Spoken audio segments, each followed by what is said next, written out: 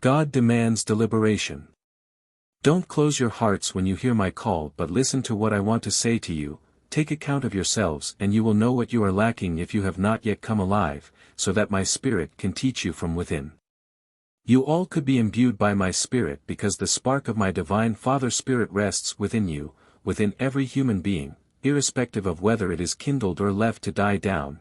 It is within you and only requires a small glimmer of love to ignite and become a bright flame. Have you already given this spark in you the opportunity to ignite?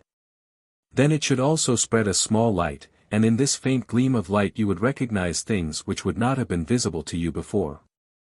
I speak to those who are still living in spiritual darkness, who do not know the correlations which motivate your God and Father to give you knowledge through His Spirit. I speak to those who do not think. For serious deliberation would have to give rise to doubts and questions in you, since your spirit is still dark, and you have not yet kindled the light within yourselves.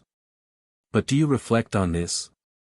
Consider the inadequate spiritual state of those who, without doubt, believe themselves to be at the top and yet are so blind that they cannot be leaders. Consider whether a God and Creator, who is love, wisdom and omnipotence in Himself, would disregard that everything which should testify of Him reveals love, wisdom and omnipotence. And where do you find love, wisdom and omnipotence in the religious doctrines offered to you which are spoilt or purely human teachings?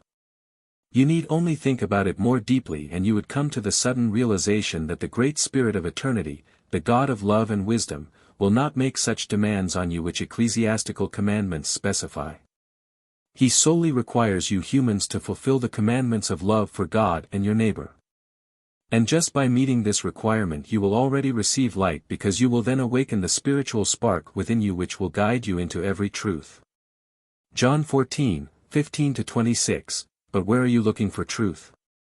In distorted spiritual knowledge, in misguided teachings and in doctrines which distinctly demonstrate spiritual coercion, even though I only ever take notice of people's free will, because the human being can only attain perfection through free will. Have you ever considered that all these doctrines and humanly decreed commandments prevent people from attaining beatitude? That they usually defer the only divine commandments of love towards God and other people for the sake of these humanly decreed laws and still believe in living in accordance with divine will on earth? Have you ever thought about the spiritual decline that can occur and has already occurred in people who do not think for themselves and do not form their own relationship with their God and Father so that He may instruct and guide them? Why do you always make a human establishment more important which cannot claim to be the church founded by Jesus Christ? There are, in fact, people with a living faith amongst you, whose spirits have been awakened and who thus belong to His church, but the church founded by Jesus Himself does not consist of an organization which is a distinctly human establishment. It is the community of true believers, who can indeed be found in all organizations but whose premises are entirely different than you believe. And if you live with love, then the Spirit within you will also instruct you, and clear-sightedly and quick of hearing you will observe everything which you still defend and adhere to while you are still unenlightened. I, however, as your God and Father, only judge a person by his inner state, by his life of love, by his realization, but the human being himself should not oppose the light when it is given to him.